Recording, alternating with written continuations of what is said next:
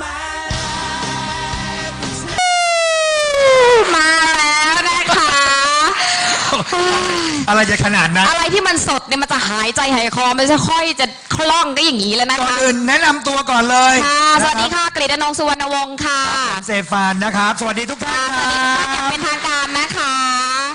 บรรยากาศดีจังเลยค่ะวันนี้คนเยอะมากมายนี่เพราะว่าเครือข่ายขายตรงมันคึกคักอายุน้อยลงก็อย่างนี้นี่เอ เดี๋ยว งใช่ไหม ขออนุญาตก่อน ค่ะ ต้องขอกราบอภัยนะครับ ค่ะ ในช่วง EP 1 หรือว่าเทปแรกที่เราอัดไปเมื่อสักครู่นะพอเราไลฟ์ไปนะครับปรากฏว่าฝนตกหนักมากนะทำให้สัญญาณเราแต่จริงๆผมเช็คไปเช็คมาไม่ใช่สัญญาณของทรูครับ ค่ะ มันเป็นสัญญาณของผู้ชายเสื้อส้มคนนี้มากกว่า เหรอ แรงมาก แรงมาก ผู้ นะ ชาย คะ สีส้มคนที่แบบเขาแรงจริง อย่านะคะ วันนี้มีสองส้มนะคะ วันนี้มีท่าน ใช่ ประธานบริษัทอยู่กับเราด้วยขอเสียงปรบมือนะคะ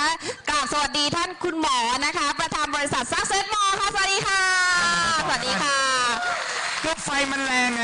ใช่ สปาร์คปุ๊บไอไวไฟมันก็เอาไม่อยู่ เอาไม่อยู่ค่ะ เอา พี่ ไม่ นี่ อยู่ พลังล้นเหลือจริงๆนะคะ ไวไฟก็เอาไม่อยู่ทำอะไรไม่ได้เลยตกลง ใช่ สัญญาณก็เลยล่มครับเสียดาย ค่ะ กำลังมันพอดี โอเคค่ะ เป็นตอน2แล้วเราก็เข้าสู่บรรยากาศความเป็นทางการกันละกันนะคะ ครับ เราอยากให้ท่านได้เห็น2บรรยากาศบรรยากาศแรกเนาะก็เป็นธรรมชาติไม่ได้มีออปชั่นใดๆเลยนะคะแต่วันนี้เป็นบรรยากาศที่2ท่านถ้าท่านมี Facebook อยู่ในมือนะคะท่านเข้าไปกดไลฟ์กดแชร์ กดเลย ท่านอาจารย์นบได้นะคะ อันนี้ได้แท็กอาจารย์นบหรือยังคะ มีไหม แท็กเรียบร้อยแล้วนะคะ แท็กท่านอาจารย์นบแล้วเนี่ยท่านเห็ นี่ น จำได้ล่าสุดยังเล่นหมากเก็บกันอยู่เลยอะ เฮ้ย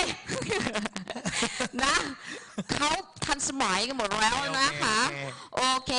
ถ้ามี Facebook ท่านอาจารย์นบหรือน้องเหมียวหรือท่านคุณหมอสิทธวีนะคะอย่าดูคนเดียว อืม กดไลค์กดแชร์ให้เพื่อนดูด้วย เข้ามาเลยเข้ามา นะ เล คะ ย เขาจะได้เห็นบรรยากาศสดทูเวย์แล้วเขาทักเข้ามาเขาจะได้ร่วมสนุกกันกับเรา ครับ นะคะ แค่ท่านกดไลค์กดแชร์ได้อะไรคะ ได้หลาย นี่ อัน เลย นี่เรามีของแจก หนัง เรามี สื ข อ องแจก นะคะบอสเงินร้อยสู่บอสเงินล้านไอ้บ่อยเงินร้อยขอโทษแหมบอส2 อันเลยนะ บ่อยกันร้อย บ่อยเงินร้อยสู่ ครับ บอสเงินล้านนั่นนึกว่าหนุ่มเกาหลีที่ไหนนะ ใช่ ภาพนี้ กดไลค์กดแชร์ค่ะ วันนี้เราจะแจกหนังสือเล่มนี้15 เล่มนะคะ พร้อมกับเสื้อตัวนี้วายด้วยนะคะ นี่พูดถึงปกติไลฟ์เราไม่เคยถือไมค์แบบนี้นี่มาไลฟ์ถือไมค์ไม่ได้ ครั้งแรกเลยกับการไลฟ์ที่ใช้ โอเค ใช้ไมค์แบบนี้ ผมเชื่อว่าตอนนี้หลายๆตอนนี้เราสามารถเช็คได้นะครับว่าทั่วประเทศไทยมีคนดูเราอยู่ ดูเท่าไหร่ ตอนนี้กี่คน นะ ค คะ รับ ตอนนี้ คุณ กำลัง ธีรพงศ์ เข้ามาค่ะ ตอนนี้มันดีเลย์อยู่เครื่องกิน ได้ ดีเล ได้ ย์อยู่นะคะ ได้ เดี๋ยวเราจะช่วยกันกดไลค์แล้วก็กดแชร์ให้เพื่อนเราได้เห็นด้วยนะคะพร้อมกับเพื่อนเราจะได้เห็นบรรยากาศเฮ้ยจริงๆไข่ตรงเป็นอย่างนี้เหรอ แล้ววิดีโอนี้จะถูกเก็บไว้ในหน้า Facebook นะครับของท่านของคุณหมอนะครับแล้ว ของคุณหมอ ถ้า ด้วย ถ้าทุกท่านแชร์ก่อนนะทุกท่านเข้ามาดูในวิดีโอปุ๊บท่านกดแชร์ไปในหน้า Facebook ท่าน ค่ะ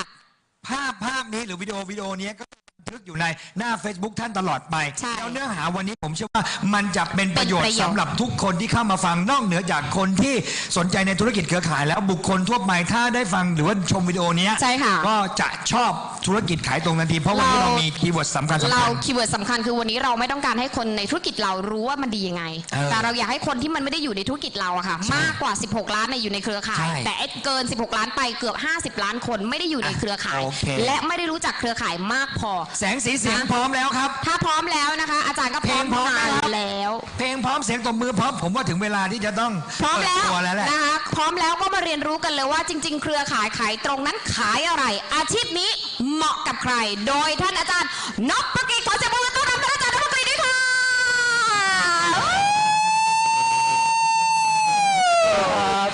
ค่ะแม่อาจารย์คะวันนี้ต้องบอกเลยว่าเป็นครั้งแรกของเราสองคนที่ได้ไลฟ์สดแบบบนบนห้องประชุม ครับ ขนาดนี้เมื่อข้างล่างเมื่อสักครู่นี้ก็ได้อีกบรรยากาศหนึ่ง ครับ นะคะ วันนี้เรามาถอดรหัสสู่งานวิจัยด้วย และที่สำคัญเราอยากให้คนข้างนอกธุรกิจเราได้รู้ว่าจริง ๆ แล้วขายตรงขายอะไร ครับ อาจารย์เกริ่นนำไว้ได้สุดยอดมาก ครับ นะคะเดี๋ยวเรามาต่อกันวันนี้เลยในช่วงนี้เชิญ ครับ ท่านอาจารย์ ดีครับ ค่ะค่ะ พอพูดถึงขายตรงทวนนิดนึงก่อนว่า มันคือการ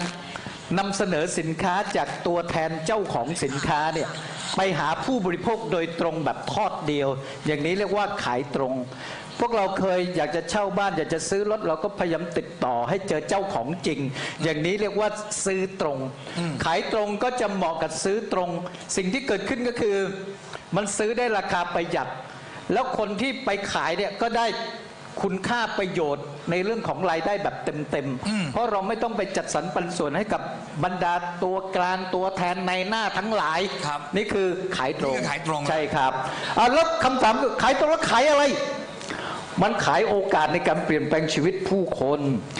โดยที่สินค้าเป็นสื่อกลางในการเชื่อมโยงคนเข้าหากัน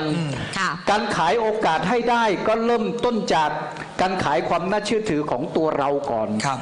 เราจะน่าเชื่อถือเมื่อเรามีการแปลเปลี่ยนตัวเอง จากคนคนนี้กลายเป็นอีกคนหนึ่งที่มีเสน่ห์มากขึ้น มีความจริงใจมากขึ้น ค่ะ เราก็ไปบอกกล่าวส่งมอบคุณค่าที่เราได้รับการพัฒนามา ค่ะ ไปบอกให้คนอื่นเข้าใจ สมมติโทรศัพท์อันเนี้ย ใช่ครับ แบบดีมากเลยในไอโฟนใครก็รู้ อ่า สเตฟานเนี่ยนิสัยแย่มาก นิสัยไม่ดี ไม่ดีเลย คือเอาเป็นว่า เขาระหว่างสเตฟานขายโทรศัพท์ สิน กับ ค้า ท่าน เดียวกัน อาจารย์ขายโทรศัพท์แน่นอนว่าคนจะซื้อใครคะ ซื้ออาจารย์แน่นอน เพราะ เป็นผมอยากจะไปซื้อของอาจารย์เลย เพราะว่าขายตัวเองได้อย่างนี้ใช่ไหมคะอาจารย์ความหมาย ใช่ถูกต้อง เพราะ ค่ะ ว่ามันใช้พลังร่วมกันระหว่างสินค้ากับคนที่นำสินค้าไปบอกกับคนอื่น มันเป็นพลังทวีคูณอยู่ตรงนี้นะครับ นี่คือสิ่งแรก ครับ ขายตรงจริง ๆ แล้วต้องขายตัวเองก่อน ใช่ครับ ขายความน่าเชื่อถือ ถูกต้อง ขายความมีเครดิตเมื่อวานนี้มันจบไปแล้วอาจจะเป็นคนไม่มีเครดิต แต่วันเนี้ยเราสร้างตัวเองใหม่ได้ ให้เป็นคนมีเครดิตแบบไหนอะคะอา ใช่ จารย์ ใช่ทีนี้ย้อนไปนิดนึงก่อนว่า เวลาเราขายตรงเนี่ยสิ่งที่ใหญ่กว่านั้นก็คือ เราขายโอกาสในการเปลี่ยนแปลงชีวิตคนไง โอ้มัน มันไม่ใช่ มัน เฉ เข้าหมด พาะสินค้า โอเค ใช่ทำให้คนมีรายได้ มีบุคลิกมีภาวะผู้นำที่สูงขึ้น สามารถดูแลคนให้มีความสุขจำนวนมากขึ้น แล้วมันมีผลกระทบต่อการยกระดับเศรษฐกิจของชาติด้วยนะ ว้าว ใช่ คน ใช่ ยากจนจะลดน้อยลง เพราะเขาต่อสู้ทำให้มีความสำเร็จมากขึ้น นี่แหละคือสิ่งที่เรากำลังทำอยู่ โอ้โห นี่คือแส นี่ ด แห ง ละ ว่าผมกำลังคิดในฐานะเป็นบุคคลนอกที่ไม่ใช่คนใน ครับ ในวงการอะไรทั้งสิ้นเนาะ ครับ ผมเข้ามาแล้วผมก็ยังมองว่าเมื่อก่อนเนี่ยเคยเกลียดเคยไม่ชอบ เคยไม่ชอบพฤติกรรมต่างๆ นานาของคน สัปดาห์ที่แล้วเราไปว่าเป็นอาชีพแมลง ใช่ สาบ เรา เราเปรียบเทียบว่าขายตรงคือแมลงสาบ แมลงสาบด้วยซ้ำไปรู้สึกว่าเราไม่ชอบเลยไอ้พฤติกรรมแปลกๆที่คุณเข้ามาถ้าฉันอยากซื้อยาสีฟันฉันก็ไปซื้อที่ห้างก็มีถ้าฉันอยากจะซื้ออาหารเสริมฉันก็ไปซื้อเซเว่นอะไรก็ อะไรอย่างนี้ แต่ทำไมวันนี้ฉันต้องมาซื้อกับเรื่องนี้ทำไมต้องมาซื้อกับบริษัทแบบนี้ แต่พอฟังอาจารย์แล้วทำให้เรารู้สึกว่าเฮ้ยมันเข้า น่าซื้อ ทั้ง เนาะ หมดเลย น่าซื้อนี่แหละค่ะ นี่แหละค่ะ อีกนิยามหนึ่งความหมายที่ชัดๆนะ ขายตรงคือการชวนคนมาร่วมกันซื้อสินค้าของตัวเอง ครับ ซื้อสินค้าของตัวเอง คำว่ามีส่วนร่วมหรือว่าเป็นเจ้าของของสินค้านั้นๆด้วยเหรออาจารย์ ต้อง เหรอ ข้อนี้สำคัญข้อ แล้วก็ นี้ ค่าใช้ สำคั จ่า ญ ยทั้งหมดที่ระบบขายอื่นต้องไปจ่ายให้กับสถานที่จ่ายให้กับตัว ค่าเช่า เนี่ยถูกต้องเรามารวมให้จ่ายให้กับตัวเอง มันจึงทำให้ขายตรงหรือเครือข่ายเนี่ยสามารถเป็นโอกาสในการเปลี่ยนแปลงชีวิตได้ งั้น จริง งั้นยาสีฟันไม่ใช่ยาสีฟันของ Success Mall อาหารเสริมไม่ใช่อาหารเสริมของ Success Mall ใช่ แต่เป็นอาหารเสริมของเรา ใช่ครับ เป็นของเรา เป็นสินค้าของเราที่เราไปขายนะคะตรงนี้คือขายสินค้าเราเอง เราร่วมเป็นเจ้าของ ร่วมเป็นเจ้าขอ ใน ง สินค้าในแบร ดู นด์ ใหญ่อะดูมีพลัง ในแบรนด์ที่เรา อะพอคิดแบบนี้แล้วดูมีพลังมากเลยค่ะอาจารย์ เราต่างคนต่างซื้อ ใช่ ซื้อของตัวเอง ใช่ เรามีผลิตเป็นของเราละปลูกผักบุ้งอยู่หลังบ้านเรา เราก็ไม่ต้องไปซื้อผักบุ้งที่โลตัส ใช่ เราไปเก็บของเรากินเลย ถูก อันนี้คือคอนเซ็ปต์ เลิกไปบิ๊กซี อ่า ซื้อยาสีฟันที่อื่นไม่ไปแล้ว ไม่ไปแล้ว ไม่ไปแล้ว ใช่ ที่นี่มียาสีฟันไหมคะ ซื้อแล้วทำให้เขาเข้าใจลักษณะนี้สัก10,000 คนแสนคนเนี่ย โอ้โห รายได้มันก็กลับมาหาพวกเรา ทันที คือความสุดยอด นี่คืออีกหัวข้อหนึ่งว่าจริง ๆ แล้วมันต้องขายตัวเองไม่พอนะมันต้องขายสินค้าตัวเอง ความหมาย แล้ว ดู ก็ มี ขา พ ย ลั เรื่อง งราว อ่ะ ของโอกาสการเปลี่ยนแปลงชีวิตอย่างที่อาจารย์บอก มีต้องขายอย่างอื่นอีกไหมคะอาจารย์ ขายการพัฒนาตน ขายการพัฒนาตน ให้เราเป็นคนที่มีเสน่ห์มากขึ้น เป็นคนที่มีจิตใจสูงขึ้น อย่างนี้อาจารย์ถ้าเกิดเป็นอย่างนั้นจริงแสดงว่าองค์กรหรือบริษัทหรือสถาบันนั้นๆเนี่ยต้องรองรับในการพัฒนาบุคลากรด้วยสิ ใช่ครับของแท้ต้องมีเรื่องนี้ อ๋อ เพราะว่าธุรกิจ โอเค เครือข่ายจริง ๆ แล้วเนี่ยมันเป็นเรื่องราวเก็บธุรกิจผู้คน ผู้คนต้องถูกพัฒนา แล้วไปเกี่ยวข้องกับผู้คนอื่นที่ถูกพัฒนาร่วมกัน ค่ะ จาก10เป็นร้อยเป็นพันเป็นหมื่นเป็นแสนเป็นล้านล้านคน โอ้โห ที่ถูกพัฒนาเนี่ย โอเค มัจะ โอเค มีพลังมหาศาลเลย นั่น ครับ คือความหมายของการที่ซ่อนมากกว่าการขายสินค้าละ ใช่ ต้อง ครับ ต้อง นะคะ มัน โอ มี เค ฟินนิ่งเยอะ โอ้โหใช่ใช่ผม ค่ะ เชื่อว่าหลายๆคนนะกำลังมาฟังไลฟ์ที่เรากำลังไลฟ์สดๆกันอยู่เลยว่า ตอนนี้เรากำลังอ่านคอมเมนต์สนุกสนานมากเลยค่ะ บอกว่าขอบพระคุณมากเลยนะคะ คุณประพัฒน์อะไร ใช่ นะประพัฒน์รัตน์ ใช่ พิศักดิ์นะ ครั คะ บ บอกว่าขอบคุณมากเลยค่ะ ที่มีการถ่ายทอดสดที่ทำให้ชาวบ้านได้ติดตาม แสดงว่าเขาก็เปิดให้ชาวบ้าน ใช่ ฟัง นี่คือเสน่ห์ของ ใช่ไหม ไลฟ์นะครับนี่คือเสน่ห์ของเราเลย เราต้องถือมือถืออย่างนี้ตลอดเพราะว่าเรา ตล จะ อด มีส่วนร่วมกับคนที่ ไม่ใช่เรานั่งก้มหน้าก้มตาแบบว่าโลกส่วนตัวนะคะ เราอ่านคอมเมนต์นะคะที่ส่งเข้ามา ครับ เขาบอกว่าคุณชะมนพรคือตกภาษาอังกฤษนะคะชะมนพรนะคะปรบมือรัก MD มากๆเลยโอ้ ขอบคุณ วันนี้เป็นผู้บริหารที่ ครับ ท่านสมาชิกรักนะคะ ก็ถือว่าประสบความสำเร็จทีเดียว โอเค มาสู่พาร์ทที่ 2 อันเนี้ย ครับ มันหมดหรือยังคะที่ว่าขายตรงขายอะไรมีอะไรเสริมเพิ่มไหมคะอาจารย์ อ๋อ หรือต้องขายไหม พัฒ คะ นาชีวิตแล้วครับ ลึกกว่านั้น ลึกกว่านั้นคือ มันเป็นเรื่องของการทำตัวเองให้เข้าถึงบุคคลที่มีจิตวิญญาณ โอ้โหอย่างนี้ยากอาจารย์ ในก อธิบายหน่อย ช่วเหลืแบ่งปันคนอื่น อ๋อโอ ไอ้ เค คำว่าจิตวิญญาณก็คือ เราเข้าถึงความเข้าใจว่ายิ่งให้ยิ่งรับกลับ ครับ นี่คือ ค่ะ คำว่าจิตวิญญาณ ครับ เมื่อเราให้กำลังใจให้ความเข้าใจที่ถูกต้องและให้การสนับสนุนผู้คน ค่ะ ทำให้เขาเปลี่ยนชีวิตพอเขาเปลี่ยนชีวิตจำนวนมากขึ้น ครับ เราก็จะรับกลับจำนวนมากขึ้น ถือว่าเป็นการให้และรับที่สมดุล ค่ะ ชีวิตเราก็จะยิ่งใหญ่ ค่ะ ครับ ก็ลึกแต่ต้องเรียนรู้ค่ะ เพราะทุกอาชีพต้องเรียนรู้กันหมด ใช่ไหมคะอา ถูก จารย์ ผมว่าถ้าเกิดเราเป็นอย่างที่ผมพูดในเบรกแรกเนาะ ครับ ถ้าเกิดเราเป็นพนักงานประจำเราเป็นลูกจ้างหรือเราทำธุรกิจอื่น ๆ หรือแม้แต่เราเป็นเจ้าของผู้ประกอบการเอง ครับ ทำทุกอย่างเองหมด ครับ ขบวนการเหล่านั้นเนี่ยมันก็จะได้เฉพาะตัวเราเอง แต่พออาจารย์พูดถึงเรื่องการให้เนี่ยมันไม่ใช่แค่การบริการนะ ถูกต้อง แต่มันเป็นการให้เป็นการส่งต่อความสำเร็จส่งต่อความรู้สึกที่อยากให้เขาประสบความสำเร็จมันเป็นอารมณ์นี้ด้วยไหมอาจารย์ ใช่ถูกต้อง มัน เพราะว่า โอเค จริงๆแล้วเนี่ยธุรกิจเครือข่ายเนี่ยมันเป็นธุรกิจที่มีระบบการพัฒนาคนที่เข้มข้นที่สุด ฮาร์ดคอร์มาก ทุกอุตสาหกรรม ฮาร์ดคอร์ แล้ว ทีเดียว ทำให้คนมีความกระตือรือร้น พร้อมที่จะยกระดับสู่ความเป็นมนุษย์ขั้นสูงสุด โอ้โห ความเป็นมนุษย์ ค่ะ ขั้นสูงสุดก็คือ เป็นผู้มีจิตใจที่เป็นผู้ให้ ครับ เปี่ยมสุขเป็นผู้ให้แล้วก็ร่วมกันสร้างความสำเร็จนี่ ค่ะ คือมนุษย์ขั้นสูงสุดละ นี่ ครับ นี่คือการไม่ได้คิดแค่ตุ่ตัวเองเนาะ ถูกต้อง เป็นงานขายได้ต้องคิดถึงคนอื่นด้วย มันถึง ครับ จะประสบความสำเร็จ มันถึงบอกว่าเขาเรียกว่าบูมเมอแรงอะเด้งไปมันจะเด้งกลับอ ใช่ ย่าง ครับ นี้นะคะ ใช่ครับ นั้นวันนี้พาร์ทสองเลยละกันในส่วนของข้อ ครั ที่ บ สองแล้วอาชีพนี้ค่ะอาจารย์เมื่อ ครับ ครู่เนี้ข้างล่างเนี่ย โอ้กิจการกันใหญ่กิจการกันใหญ่กิจการกันใหญ่ บอกว่าแล้วอาชีพนี้มันเหมาะกับใคร ใช่อาจารย์ตอบว่า อาจารย์ต ค อบ น ว่า ที่มีลมหายใจขอเสียงคนมีลมหายใจหน่อยค่ะ ที่มีลมหายใจ และมีความต้องการที่จะสำเร็จมากกว่านี้มากกว่านี้ มากกว่านี้มากกว่านี้ เงินเดือนมันไม่พอใช้มานานแล้วเว้ย ผมก็ว่า จ่าย อยู่ ค่าเทอมไม่ได้มานานแล้วเว้ย อะไรอย่างนี้ใช่ไหม ใช้ คะ บัตรเครดิตหลายใบมากไปแล้วเว้ยกูจะทำยังไงดี ฟัง คนนี้แหละเหมาะ อาจารย์พูดถึงฟันทำไมคะ ไม่ใช่พูดถึงผมกำลังคิดในใจอย่างนี้ครับว่า ค่ะ คือปกติเวลาเราเจอปัญหาในชีวิต ผมเชื่อหลาย ๆ คนเนี่ย ครับ ถึงไม่ได้เป็นอะไรทั้งสิ้นเนาะผมว่าหลาย ๆ คนกำลังฟังอยู่ก็รู้สึกว่าเฮ้ยตัวเองเนี่ยมันก็ได้เพียงเท่านี้ ไม่มีใครมากระตุ้นไม่มีใครมาเขาเรียกว่าภาษาเหมือนมา motivate ไม่มีใครมาคอยกระตุ้นตัวเองว่าตัวเองเนี่ยเฮ้ยต้องเปลี่ยนชีวิตแล้วแต่พอเรารู้สึกว่าพอรู้จักธุรกิจขายตรง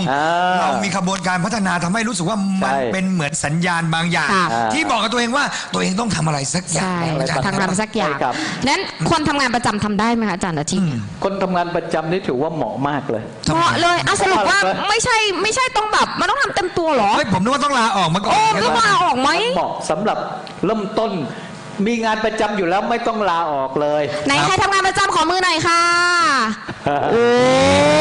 เยอะ ครึ่ง เย ค อะ รึ่งเลยนะครึ่ง แต่เราต้องเข้าใจ อันนี้เห็นชัด คอนซ็ปต์ก่อน มากเลยค่ะ มาเต็มฟอร์มเลยนะคะเนี่ยชัดเจน นิยามหลักในการสร้างความสำเร็จบอกว่า ค่ะ จงทำงานประจำเพื่อเลี้ยงชีวิต ครับ แต่จงทำงานนอกเวลาประจำเพื่อสร้างชีวิต จดเขียนหน่อย เราสร้างชีวิตกับอะไรกับเครื่องมือเครือข่าย ค่ะ ข คนทำงานประจำมีรายได้ที่มีรายจ่ายรองรับเรียบร้อยอยู่แล้ว ครับ ก็ดูแลไว้เพื่อเป็นตาข่ายนิรภัยความเสี่ยงความเครียด โอเคเข้าใจ ดูแลของมันไป ประโยคนี้เข้าใจ แต่เอาเวลาที่เรากลับไปดูทีวีดูละครเนี่ยดูอีเย็นทั้งหลายเนี่ย อะไรครับอาจารย์อีเย็น เอามาอ่านหนังสือพัฒนาตนแล้วไปส่งมอบคุณค่ากับข้างนอก ช่วยเหลือคนและชีวิตเราก็จะดีขึ้น แต่อาจารย์ไม่ได้หมายความว่าทำงานประจำแล้วตอนเย็นมาเปิดร้านเล็กๆ เพื่อเฝ้าร้านแล้วก็ขายของไม่ใช่อย่างนั้นใช่ไหม โอ้ถ้าเฝ้าร้าน ก็ ขาย หา ของเนี่ยมันก็คือรายได้เกิดจากตัวเราคนเดียว มันเหมือนหนึ่งต่อหนึ่งอะหนึ่งต่อหนึ่งแต่เครือข่ายนี่มันสามารถ1 ต่อแสนได้นะ ใช่ เกือบเข้าใจผิด ใช่ เพราะว่าเกือบเข้าใจผิดอาจารย์กำลังบอกว่าให้งานประจำเนี่ยมันเลี้ยงชีวิตใช่ไหมเพราะอาจารย์บอกว่าให้หาวิชาเขาเรียกว่าให้หาอาชีพเสริม เราก็เอาอาชีพเสริมเอาไปขับแท็กซี่อย่างเงี้ย โอ้ยก็จำกัดอยู่ที่ตัวเราคนเดียว แสดงว่า ก็ขับได้ทีละคัน ใช่ แต่ว่าสิ่งหนึ่งที่อาจารย์บอกว่าอาชีพเสริมของอาจารย์ที่พูดถึงควรจะเป็นอาชีพที่เรียกว่าเครือข่าย ใช่ โอเค เพราะว่าเครือข่ายมันสามารถทำได้มาถ้าขับแท็กซี่ก็ได้ขับได้ทีละคัน ใช่ ถ้าได้เดือน15,000ก็ได้แค่15,000ตลอดไป แต่ถ้าเป็นอาชีพเสริมเครือข่ายมันสามารถเป็นพลังยังไงบ้างคะอาจารย์คือรายได้ สมม อะ ติ ค่ะ ว่าเราจากคนเดียว ค่ะ เริ่มต้นใช้สินค้าแล้วบอกต่อคนอื่นไป2 คนอีก2 คน ค่ะ ช่วยกันบอกต่ออจาก1เป็น2 2เป็น4 4เป็น16แล้วสุดท้ายมันจะกลายเป็นหมื่นเป็นแสนได้ ครับ เลย โอ้ อย่างนี้เรียกว่า ค่ะ พลังเครือข่ายที่เข้าสู่กฎของการทวีคูณ ค่ะ เด้งมี มัน หลาย เด้ง เด้ง มีหลายเด้ง ใช่ครับ ถ้าอยากรู้ว่ากี่เด้งก็ต้องไปศึกษาต่อเพิ่มเติมเพราะเราไม่สามารถ แล้วที่ ทำ สำ ก คัญ ระเด้ง นะ ได้ เมื่อ เย กี้ อะ ถ้าเกิดคุณไม่ได้ฟังในพาร์ทแรกเนี่ยคุณรู้สึกว่าพอใช้คำว่าอาจารย์ใช้คำว่าขยายเงี้ย ครับ คำว่าขยายถ้าเกิดเราขายผิด ค่ะ ไม่เข้าใจการขายเหมือนช่วงแรกที่บอกว่าขายตรงขายอะไร ใช่ คุณก็ใช้เวลาว่างของคุณหลังจากการทำงาน ไปขายในสิ่งที่เรียกว่าขายของเนี่ย มันก็จะทำให้คุณกลายเป็นไม่เข้าใจทุกเครือข่ายอีกแล้วฉะนั้นขายตรงเนี่ยขายอะไรมันก็เลยสำคัญที่สุดวันนี้ ใช่ ผมรู้แล้วว่า ใช่ ขาย พอเรารู้สึกว่ามันมีพลังมันมีความรู้สึกที่ดี เราก็รู้สึกว่าเอาละเข้าใจแล้วว่า อ่า งานเสริมของเราควรเป็นธุรกิจเครือข่ายและเรา ค่ะ ควรขายให้ครบที่เครือข่ายมีถูกไหมอาจารย์ ถูกต้อง แล้วก็ เพราะถ้าเราขายสินค้าอย่างเดียวนะหรือไป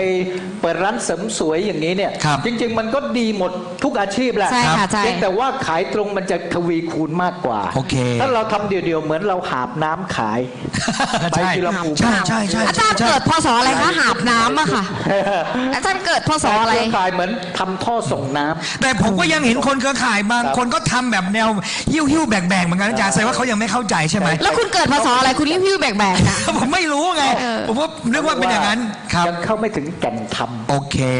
ต้องเข้าใจ ขยายความหน่อยอาจารย์ขยายความหน่อย คือแก่นธรรมของธุรกิจเครือข่ายเนี่ยมันอยู่ที่การช่วยเหลือผู้คน โดยรวบรวมพลังทีมที่มีความคิดแบบเดียวกัน ความเชื่อแบบเดียวกันเนี่ยมาช่วยกันขยายคนจำนวนนี้ แล้วก็ไปชวนคนเข้ามาเพิ่มเติม ช่วยกันซื้อกินไงซื้อกินในกลุ่มเราช่วยกันแนะนำสินค้าบาง ค่ะ ส่วน ค่ะ แล้วก็แนะนำคนช่วยมาขยาย อย่างนี้เนี่ยมันก็จะเข้าสู่กฎของการทวีคูณเครือ ครั ข่า บ ยได้ ครับ นั่นคือการยังไงมันก็ยังคงต้องเน้นการชวนคน ใช่ ไหมคะ แสดงว่า อยู่ คน ยังไง คนที่ไม่เข้าใจเรื่องราวเรื่องนี้เลยสมมุตินะครับ ครับ ถ้าเกิดเขาอยากเข้าใจ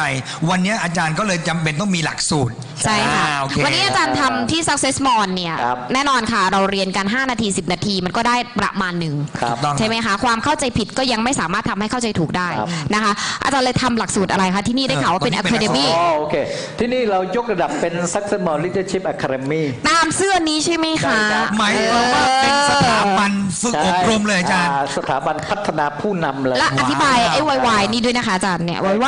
ายเนี่ยค่ะวาย ทีนี้เราทำความเข้าใจก่อนนะครับว่าการสร้างความสำเร็จด้วยเครือข่ายเนี่ยมันมีสินค้าแบรนด์บริษัทเป็นสื่อกลาง แต่สิ่งที่คนที่ไปสร้างความสำเร็จต้องมีเนี่ยมันจะมีสองส่วนหนึ่งคือเทคนิควิธีการเฉพาะธุรกิจนั้น ครับ เสริมสวยทำยังไงต้อง ใช่ต้องมีเทคนิค ทำผมเป็น แล้วต้องทำผม ยังไง เป็น เสริมสวยยังไง เท โอ ค เค นิควิธีการอีกส่วนหนึ่งซึ่งสำคัญมากๆเลย ครับ ส่วนนี้เขาเรียกว่ารากฐานของความเป็นคนที่ประสบความสำเร็จ นะเทคนิคคู่กับรากฐานความเป็นคนที่ประสบความสำเร็จ เทคนิคมีส่วนช่วยความสำเร็จ 10%รากฐานความเป็นคนที่สำเร็จ 90% แสดงว่าอาจารย์กำลังบอกว่ามีใครบางคนเกิดมาก็ไม่ได้มาพร้อมกับความสำเร็จใช่ไหมอาจารย์ มันต้องมาเรียนรู้ใช่ไหมคะจะเลยต้องมาที่นี่ คนส่วนใหญ่95ครับถึง 99% เนี่ยไม่ได้เกิดมาที่พร้อมกับความสำเร็จหรอก โอเคเข้าใจแล้ว เขาต้องมีใครบางคนที่สอนเขาบางเรื่อง โอเค บางทีปู่เขาสอนบางทียายเขาสอน ระลึกเองได้ไหมอาจารย์ระลึกเอง ระลึกเองนี่มีน้อยมาก โอเค น้อยมาก สติปฏิฐาน4ล้อ โอเค ต้องเคยฟังใครบางคนมา ใช่ ก่อน ใช่ อ่านหนังสือบางบรรทัดแล้วก็ไม่เก็ตบางสิ่งนะที่นี่เราก็จะสอนเรื่องเกี่ยวกับทักษะด้วย How to แต่ที่เน้นคือความเป็นคนที่ประสบความสำเร็จ โดยใช้ศาสตร์ NLP เป็นพื้นฐานรองรับ เนี่ยแหละค่ะ ที่เรากำลังเข้าคำว่า NLP อยากให้อาจารย์อธิบายคำว่า NLP เพราะหลายสาขาอาชีพเนี่ยจะรู้จักคำว่า NLP เยอะ แต่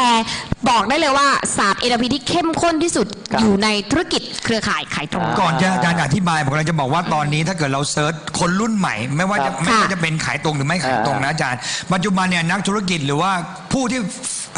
แสวงหาความสำเร็จปัจจุบันเนี่ยไม่ว่าอาชีพใดปัจจุบันเนี่ยเขาพยายามหาหลักสูตรเรียน วันนี้กูรูผุดในโลกออนไลน์เยอะมาก ครับ อยากจะไปเรียนที่นั่นอยากไปเรียนที่นี่เพื่อทำไมพัฒนาศักยภาพของตัวเอง ครับ ซึ่งแต่ละหลักสูตรแพงมากด้วยนะอาจารย์ โอ้ เพ อา ราะ จารย์ไปเรียนที่ตอนอาจารย์ไปเรียนไปต่างประเทศนี่หลักสูตรเท่าไหร่คะ150,000ใช่ไหมคะ เรียนกับโค้ชสิงคโปร์ที่ได้ไลเซนส์ NLP จากอเมริกา ครับ แล้วเขาบินมาสอนที่ประเทศไทย ครับ ค่ะ เรียนไป 2 หลักสูตร ผมก็ไปเรียนร่วมกับคุณหมอเนี่ย ค่ะ ครับ หลักสูตรแรกเรียกว่า NLP ภาคปฏิบัติ ค่ะ เป็นระบบการศึกษาเหมือนปริญญาตรี เข้าใจ อันนี้ ห เรี ลั ย ก น สูตร ไปประมาณ130 ชั่วโมง เยอะอยู่นะเยอะอยู่นะท่านผู้ชม แล้วก็หลักสูตรที่ 2 เรียกว่า Master NLP ภาคปฏิบัติ ปริญ เหมื ญา อน โท ปริญญาโท ปริญญาโท NLP ซึ่งถือว่าเป็นศาสตร์ความรู้สูงสุดของ NLP จบอยู่ที่ Master ละ ค่ะ สูงกว่านี้คือสอนเป็นโค้ชในการสอน NLP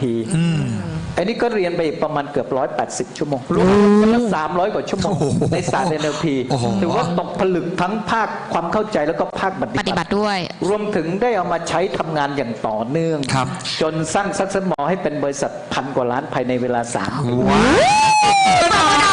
ว สุดยอด นั่นถ้าวันนี้ไม่มีทฤษฎีเป็นองค์ประกอบเนี่ย เราก็คงต้องมาเรียนถูกเรียนผิด แต่วันนี้อาจารย์มีทฤษฎีที่ดีที่ถูก แล้วก็มาใส่พลังกันอย่างแบบเต็มพิกัดเนี่ยด้วยความรู้ความสามารถที่เต็มไปด้วยทั้งสองท่านนะคะ ท่านประธานด้วยท่าน MD ใช่ ด้วยเนี่ย คุณธีรนงค์ นั่นมันเลยทำให้ภาคปฏิบัติที่เรียนรู้มานะคะ NLP ที่เรียนรู้มา ถูก ประกอบแบบได้ คือ ใช้ เมื่อ ได้ดี กี้เหมือนอาจารย์พยายามอธิบายพวกเราให้พวกเราเข้าใจแม้กระทั่งเป็นคนนอกเราเข้าใจว่าวันนี้ขายตรงเนี่ยขายอะไร แล้วเราก็รู้แล้วว่ามันขายอะไร มัน ที่ ขายอะไรแล้ว ที่เราไม่เคยได้ยินมาก่อน มีต่าง แล้วที่ ค่าย ถู ต่าก ง ต้อง ค่ายถามว่าระบบเครือข่ายของอาจารย์แตกต่างกับเครือข่ายที่อื่น นี่ อ ไง ย่างไร จุดเด่น ผมก็เลย ค่ะ บอก คุณ ว่า สิริกรนี่มาจากเอคอนนะคะตามคุณพอมา ใช่ คุณดาดีเอคอนก็ตอนติดตามมา นี่เราไม่ได้มีแค่ค่าย Success More นะคะ ใช่ แล้วก็สัปดาห์หน้าเราก็ไปที่ ครับ อีกค่ายหนึ่งนะคะเดี๋ยวติดตามกันแล้วกัน แต่วันเนี้ย ครับ เราอยากมาพูดเรื่องกลาง ถูก ที่วันนี้อาจารย์เนี่ยกูรู้ที่สุดแล้วเป็นอา ซึ่ง จาร คุณ ย์ อนง นะ ผมต่อเนื่องเลยเมื่อกี้ ค่ะ ผมบอกว่าขายอะไรแต่สิ่งหนึ่งผมเข้าใจแล้วว่า Success More เนี่ยเขาขายอะไร ครับ ทีนี้สิ่งที่เขาขายแล้วเขาแตกต่างนั่นคือเขาขายหลักสูตร ขายคำว่าเป็นอะคาเดมี่สิ่งนี้ขายจนทำให้เขาสามารถโตขึ้นเป็นอันดับหนึ่งของประเทศได้ ขออาจารย์ยิงลงไปลึกๆเลยว่าไอ้ที่ขายในระบบที่ว่าเนี่ยลงไปลึกเรื่องอะไร เปิดเผยได้ไหมครับ โอเค เปิดเผยได้ไหมลองดูครับเยินครับ ยินดีแบ่งปันนะครับ เนื่องจากธุรกิจเครือข่ายเป็นเรื่องของคนเกี่ยวข้องกับคนเนี่ยปัญหาคนส่วนใหญ่ไม่สำเร็จ เพราะว่าเราไม่เข้าใจตัวของเราเอง ครับ แล้วก็ไปเกี่ยวข้องกับคนอื่นที่ก็ไม่ค่อยเข้าใจตัวเขาเองเหมือนกัน อ๋อ คนไม่เข้าใจ เจอกัน มัรวม ลบ หลายๆ จริงเหรอจริง ลบๆเป็นดับเบิล คือไม่ใช่ว่าไม่เข้าใจธุรกิจไม่เข้าใจตัวเอง ใช่ นี่แหละ ไม่เข้าใจ โอ ตัว เค เองเพราะเราเป็นเรื่องของค อันนี้หนักกว่า ใช่ครับความสำเร็จต้องเข้าใจตัวเองก่อน โอเค ที่นี่ โอเค จึงเริ่มต้นด้วยการทำความเข้าใจชีวิตของตัวเองว่าเราเป็นคนแบบไหน แล้วเรามีเป้าหมายอะไร เป้าหมายนั้นเราต้องการจริงๆไหม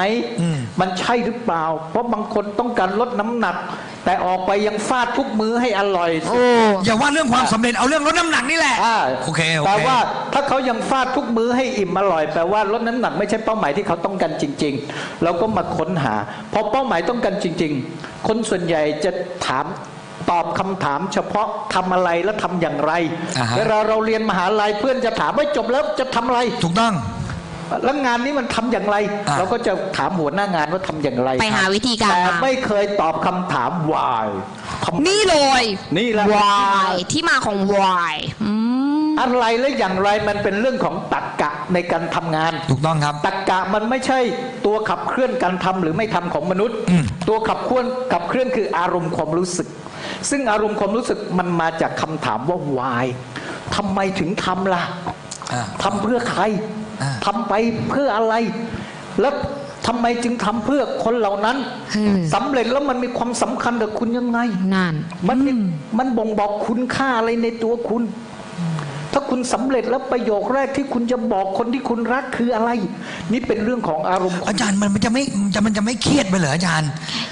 มันจะทำให้ผมรู้สึกเครียดไหมแบบว่า เมื่อกี้เนี่ยพอถาม why เขาถามว่าเกิดมาทำไม คือผมมอง ก็เลยจะถามว่าแล้วเกิดมาทำไม จริงๆนะผมรู้สึกว่าอยากประสบความสำเร็จแล้วรู้ว่าขายตรงมันขายอะไรที่มากกว่าขายตรงแล้วรู้แล้วว่าที่เนี่ยเป็นเส้นทางความสำเร็จเนี่ยแต่พอมันเข้ามันจะทำให้ผมเครียดไหมอาจารย์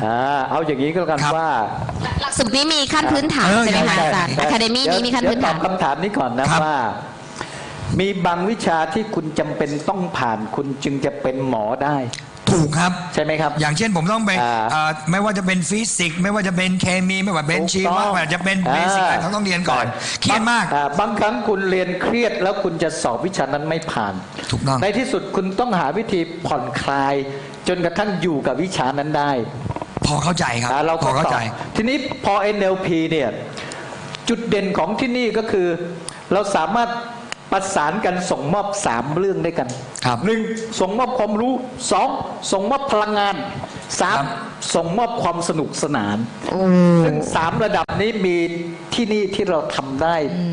มีมาตรฐานนะถ้าเราบินไปเรียนที่สิงคโปร์เรียนกับกูรูระดับโลกเนี่ยเขาจะทำได้2อย่างสาระแล้วก็พลังแต่อารมณ์ขันทำไม่ได้ แต่ที่นี่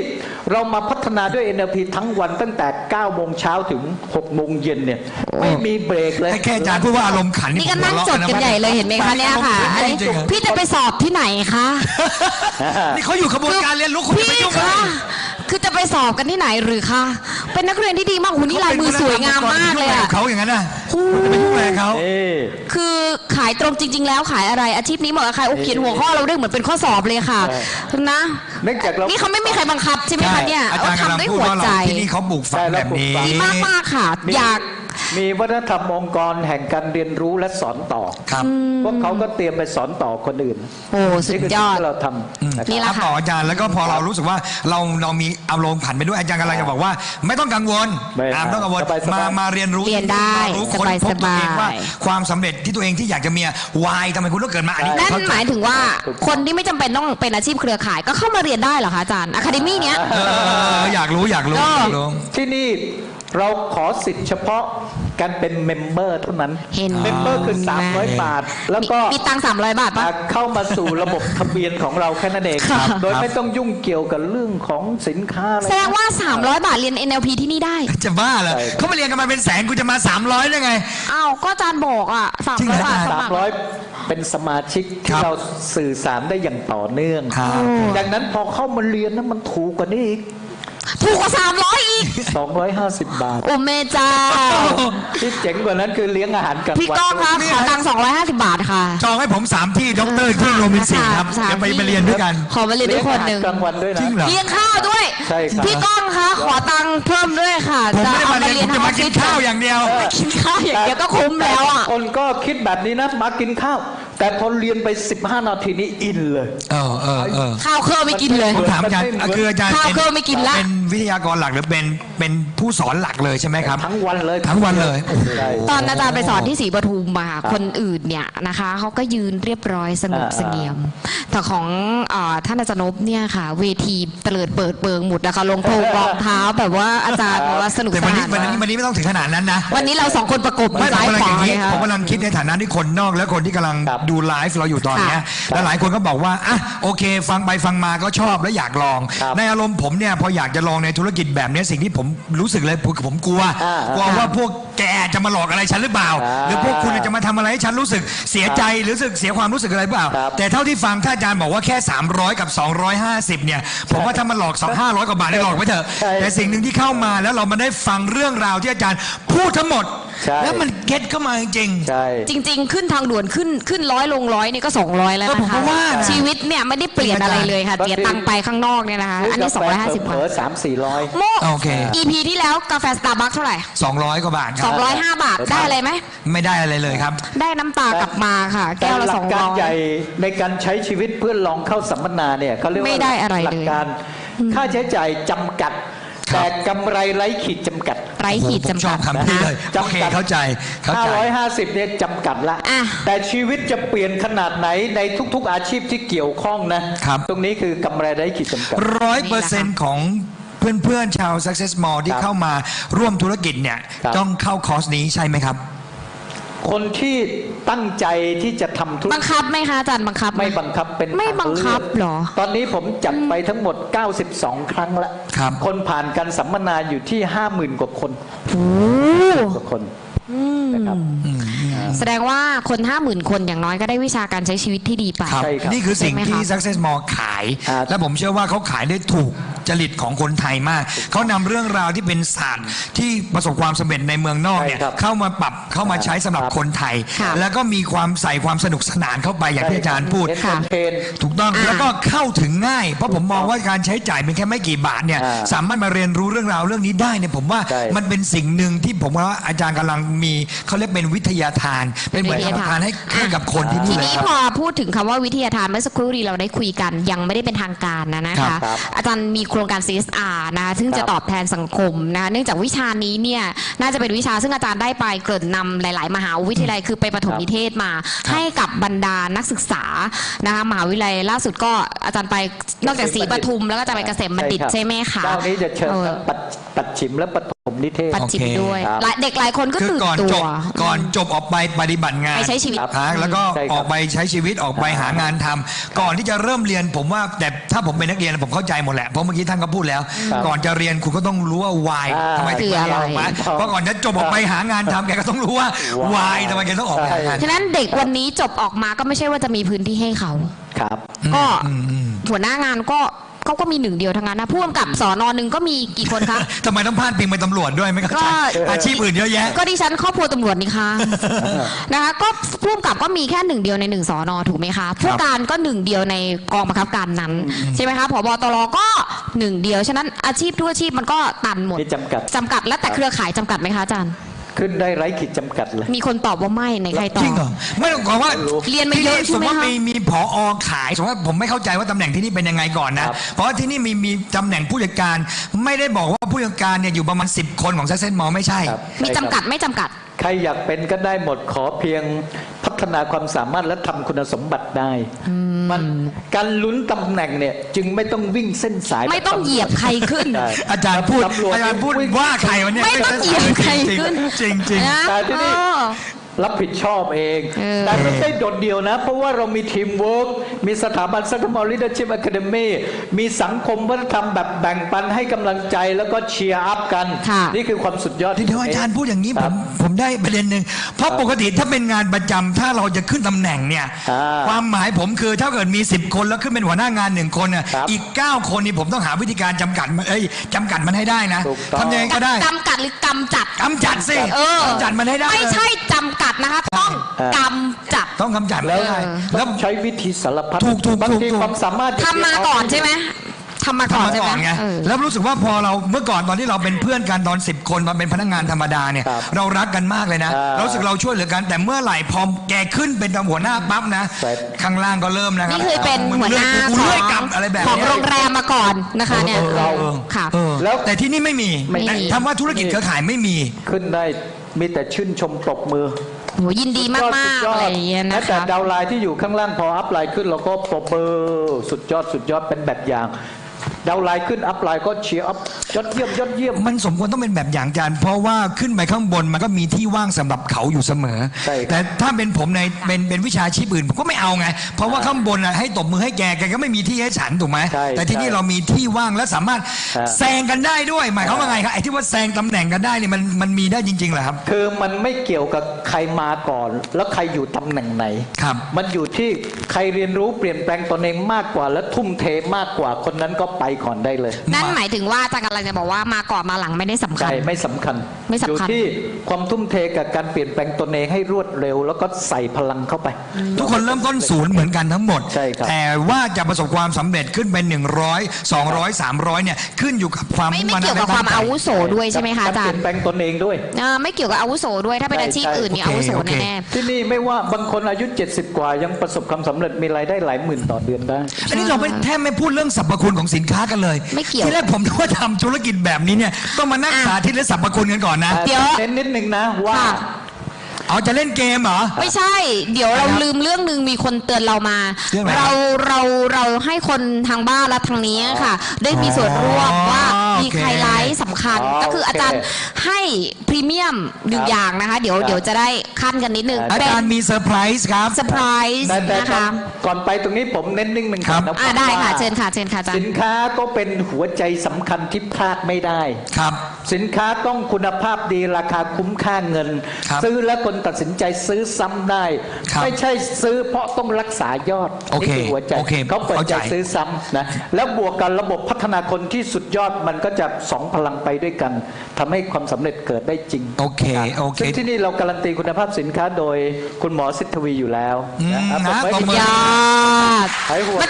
อกี้ใส่เสื้อกลาวคุณหมอด้วยว่าจะไปรักษาคุณหมอเขาปวดหัวฝนตกอะไรอย่างเงี้ยคุณหมอรักษาแพทย์เฉพาะทาง คือผมเข้าใจที่อาจารย์กำลังพูดถึ ค ง รับ เรื่องสินค้าเป็นสื่อ อ่า เป็นสื่อกลาง ใช่ใช่ ให้เราทำแต่ว่าคำว่าสินค้าเป็นสื่อกลางเนี่ยเราจะนำเสนอให้เขาก็ได้ อ่า หรือจะใช้ตัวเองจนเกิดผลลัพธ์ดีก็ได้ ใช่ จนทำให้ตัวเองเนี่ยมีผลลัพธ์ดีทำให้คนรอบข้างเนี่ย อ่ารู้ รู้สึกว่า ถูกต้อง เฮ้ยทำไมแกขาวขึ้นวะ อ่า ทำไมแกแข็งแรงขึ้นวะ เยี่ยมเลย อะไรเงี้ย ครับ เขาก็สามารถส่งต่อแบบนี้ก็ได้ ใช่ แต่ ใช่ มันก็ไม่ใช่เพียงแค่นั้น ถูกต้อง สามารถจะเข้ามาเรียนรู้และเพิ่มเติมและพัฒนาอะไรที่มากกว่าการขายของ ใช่ โอเคเข้าใจ แล้วเปลี่ยนแปลงสินค้าที่สำคัญก็คือตัวเรา โอเคโอเค เราก็เป็น โอเค สินค้าโดย สรุปนอกจากสบู่ผงซักฟอกเยลฟันอาหารเสริมคอลลาเจนขาวผอมแล้วคือต้องขาย ใช่ ตัวเอง ตัวเราก็เป็นสินค้า สำคัญกว่าด้วย นอกจากผลลัพธ์ ครับ ของผลิตภัณฑ์ที่เกิดขึ้นกับ ผลลัพธ์ตัวเอง ร่างกายของเราเอง ก็เป็นผลลัพธ์ทางด้านความสำเร็จ ค่ะ การเปลี่ยนแปลงตัวเองด้วย ซึ่งการเปลี่ยนแปลงตัวเองนั้นก็จะทำให้เรากลายเป็นแบบอย่างและกลายเป็นสินค้าที่โอ้โหมีค่า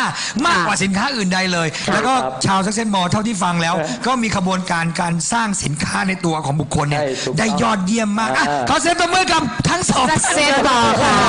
สุดยอดสุดยอด ขอบคุณมาก คุณโชคดีสุดๆอ่ะเออ โอเคมาก โอเค ค่ะ เดี๋ยวเราจะขั้นตรงนี้นิดนึงค่ะ ให้อาจารย์พูดถึงสิ่งที่อาจารย์จะนำมามอบ อ๋อ นะคะ มามอบให้กับท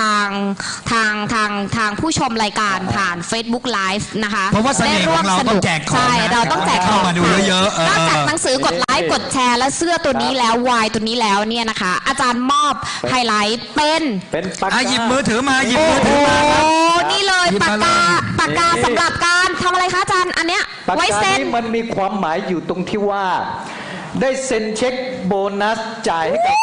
นักธุรกิจเราไป1,000 กว่าล้านละ อยากได้ขอเล อาย จารย์เนี่ยนะอาจารย์ 3 ปีกว่าเซ็นจ่าย หมายความว่า 1,000 กล้น อาจารย์จะมาแจกรางวัลโดยการเขียนเช็คให้1 ล้านบาทอย่างนั้นไหมครับ ไม่ใช่ เรา นะ จะมารวบนะคะ ใครอยากได้ปากกานี้ อ๋อโอเคโอเคโอเค เครื่องรางของขลังของเราเนี่ยเรามีกันเยอะมากมายนะคะ แซว ฉะนั้น อาจารย์ สิ่งหนึ่งก็เป็นพลังเราให้พระก็เพื่อมีกำลังใจใช่ไหมคะแล้วแต่ศาสนาอะไรเราก็ โอ้ย ว่า ผม กัน ว่า ไป ตอนนี้อาจารย์ก็เปรียบเสมือนเกจิแล้ว ใช่ เนี่ย ครับ แต่อันนี้บอกเลยว่าเป็นของหูมันเซ็นมาแล้วอะค่ะ1,000 กว่าล้านอาจารย์บอกตั้งแต่ในไลน์นี่เรานี่หูตั้งหาแบบถ้ามีหากระหางตั้งด้วยนะคะ ไม่มีพอดีไม่มี โบนัส โบนัส1,000 กว่าล้าน ไม่ธรรมดา ใครอยากได้ขอยกมือหน่อยค่ะ ยกมือก็ไม่ให้ เออ ต้องลงไปในนี้ ถ้าใครอยากได้กติกาง่ายค่ะ ตอนแรกเราจะให้อาจารย์เนี่ยบอกว่าเซ็นเช็คไปแล้วเท่าไหร่อาจารย์บอกความหมายไปแล้วว่า1,000 กว่าล้าน เราเปลี่ยนใหม่ อาจารย์ ครั คะ บ ครับ เลขที่บัตรประชาชนอาจารย์3 ตัวท้าย โอ้ยถ่าย อะไร ให้ทายเลขที่บัตรประชาชนอาจารย์3 เดี๋ยว ตัว เดี๋ยว ท้า แผน ย กบัญชีฟังอยู่ข้างบนนี่เสร็จเลยนะฮะ ยกเว้นเจ้าหน้าที่ไม่ให้นะคะ เลข3 ตัว4 ตัวท้ายแล้วกันไม่ใช่3 ตัว เอา ท้าย อย่างนี้ 3 ผม ท้ย ว่าไม่ต้องไปค้นหายังไง เดาครับ เดานี่แหละ พิมพ์มาเดามาเลยใครอยากจะเดาเท่าไหร่เดามา เดามานะคะ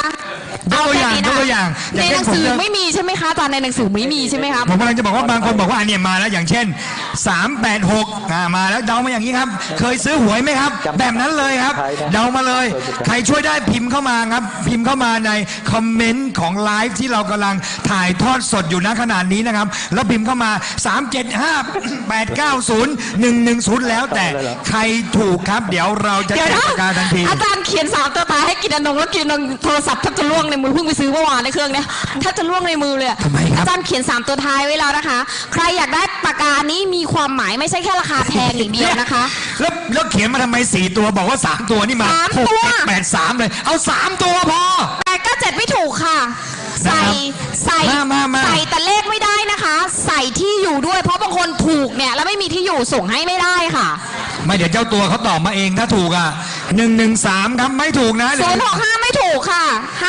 598ไม่ถูกค่ะ279คุณโจขาไม่ถูกค่ะ คุณสุจิตรา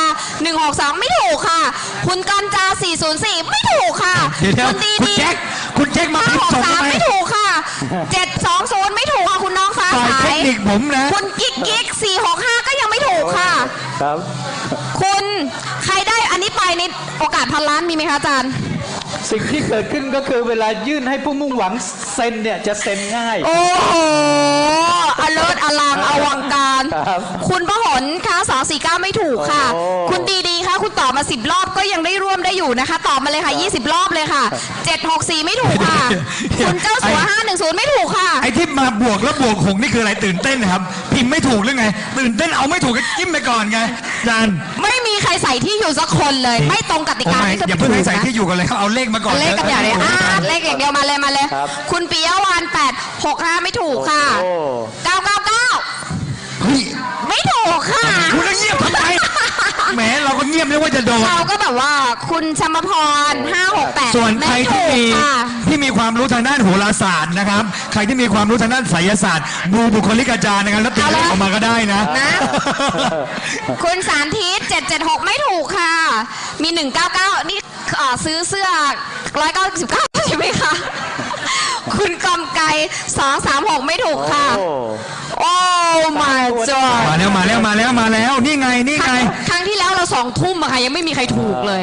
แต่ปัจจุบันนี้ EP ที่แล้วของคุณพอตี 10 ตี 2 ยังมีคนมาทายเวลาเกิดคุณพออยู่เลยค่ะ โอ้ คือเขาไม่เข้าใจค่ะ อ่ะลองพิมพ์เข้ามา ไม่เป็นไรค่ะ ข้างห ทาย น้า กันไป นี่ไม่ เรื่อ ส่ ย งกันเลยเหรอครับ นั่งนิ่งกันเลย ไม่ส่งกันเลยเลยครับ ๆทายกันไปเรื่อยๆนะคะทายกันไปเรื่อยๆ เดี๋ยวเรามาต่อช่วงนี้ก่อนละกันค่ะ อ่า ให้อาจารย์ ครับ พูดถึง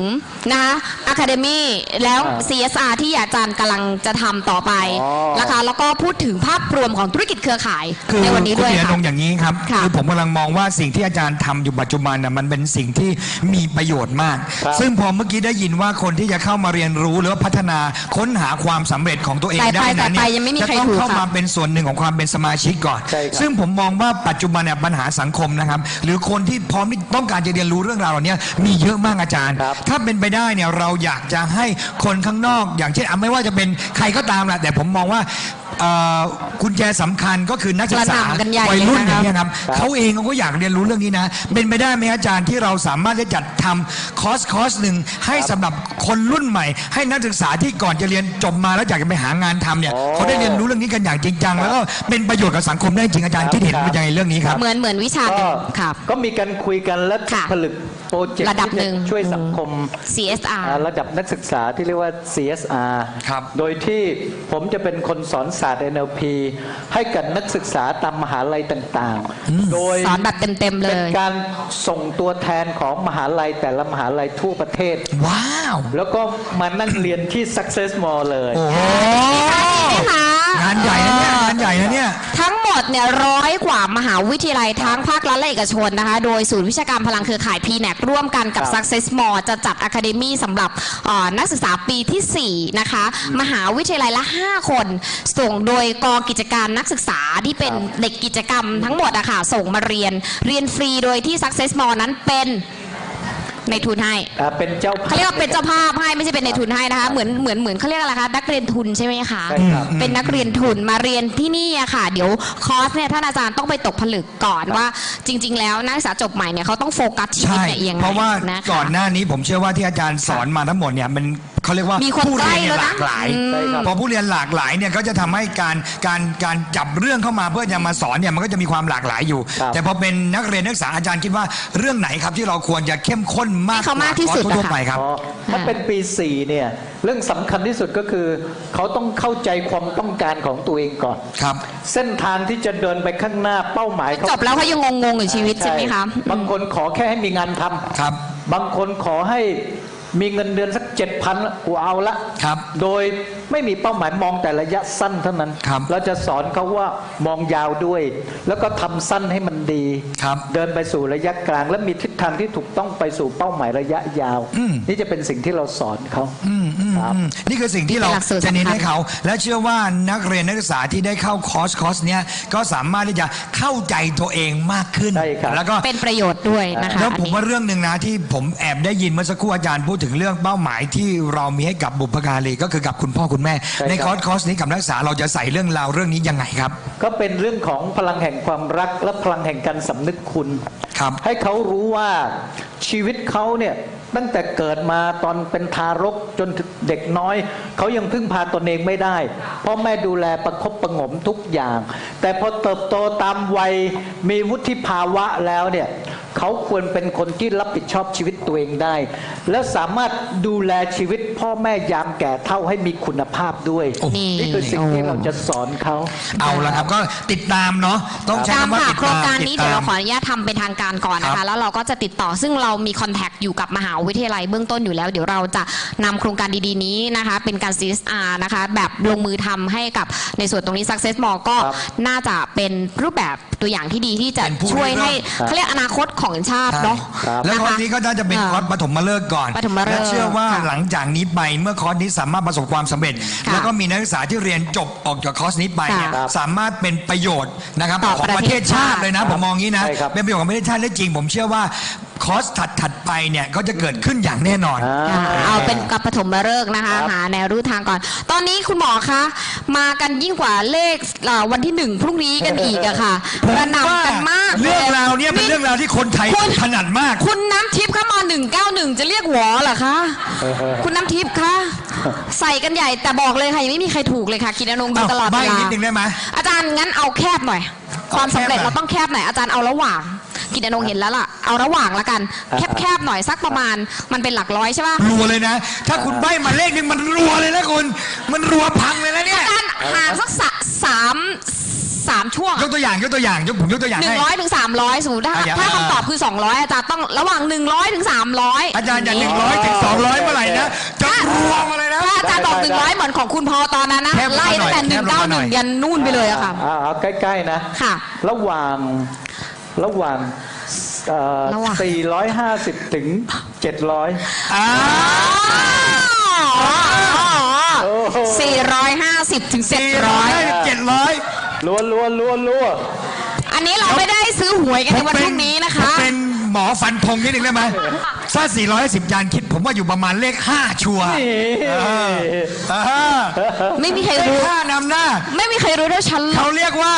แทงหน้า 5 ไปก่อนเลย พี่น้องครับ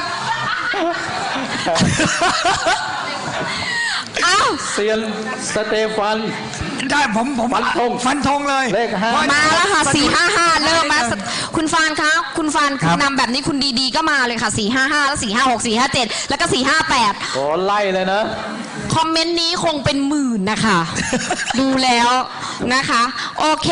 เดี๋ยวนอกจากโครงการ CSR ตรงนี้เดี๋ยวขอให้เป็นทางการก่อน เชื่อว่าบรรยากาศ Success Mall จะเป็นบรรยากาศที่จะมีนิสิตนักศึกษาค่ะ เดินเข้าเดินออกเนี่ยหน้าอย่างน้อยค่ะ 3 เดือน แล้วก็ อ่า เป็นการตอบแทนสังคมที่วันนี้อาจารย์เป็นทั้งสองท่านเนี่ยทำมาตั้งแต่ต้นอยู่แล้วนะคะ ไม่ใช่เพิ่งจะเริ่มทำสุดท้ายในส่วนของหัวข้อที่ต้องเกริ่นยาวนานหน่อยเนี่ย ครับ เป็นเรื่องของภาพลักษณ์ในส่วนธุรกิจเราอะค่ะอาจารย์ อ๋อที่ ค่ะ พอพูดถึงอุตสาหกรรมเครือข่ายเนี่ย ครับ มันก็คล้ายๆกับพูดถึงของดีๆ ในศาสนาใดศาสนาหนึ่ง เวลามันอยู่นานขึ้น นานมาก จะมีบางส่วนที่คนทำผิดเพี้ยนไป จนคนสรุปว่าอุตสาหกรรมนี้มันน่ากลัวไม่น่าเข้ามาข้องเกี่ยวนะธุรกิจนี้ บริษัทที่ดีที่เป็นแก่นอย่างแท้จริงเนี่ยมีอยู่เยอะเลย เพียงแต่ว่าเรารู้เกณฑ์ในการคัดเลือกว่าเจ้าของผู้บริหารมีประสบการณ์และมีเจตนารมณ์ที่ดี มีค่านิยมในการช่วยเหลือแบ่งปันให้ผู้อื่นประสบความสำเร็จเตรียมสินค้าดีพัฒนาต่อเนื่องมีระบบพัฒนาคนและมีระบบการสร้างแบรนด์สัมผัสจับต้องชีวิตผู้คนที่เข้ามาแล้วมีรอยยิ้มมากขึ้นมีความสุขมากขึ้นแล้วก็มีรายได้ที่เติบโตมีคุณภาพชีวิตที่ดีขึ้นอย่างนี้เรียกว่ามันเป็นเกณฑ์ที่เลือกถ้าเราตัดสินใจมาปุ๊บเนี่ยเราก็จะเป็นกลุ่มคนที่มีปณิธานในการช่วยกันขยายผลด้านบวกด้านความสำเร็จของอุตสาหกรรมนี้ให้เป็นอุตสาหกรรมที่คนยอมรับเหมือนสถาบันการเงินสถาบันนี้น่าเชื่อถือองค์กรนี้น่าเชื่อถือแล้วเราต่างคนต่างมาเป็นบุคคลพิเศษที่เป็นคนยืนหยัดไม่ท้อง่ายๆเพราะว่าอุตสาหกรรมนี้เป็นสังคมที่สอนให้คนไม่ท้อง่ายๆแต่ปัจจุบันอุตสาหกรรมนี้ถูกเหมารวมว่ามันเป็นอุตสาหกรรมที่ไม่ดีถ้าเทียบกันถ้าวันนี้เนี่ยเขาแยกยังไม่ออกดีกว่าค่ะระหว่างขายตรงกับแชร์ลูกโซ่เขาทำไมมั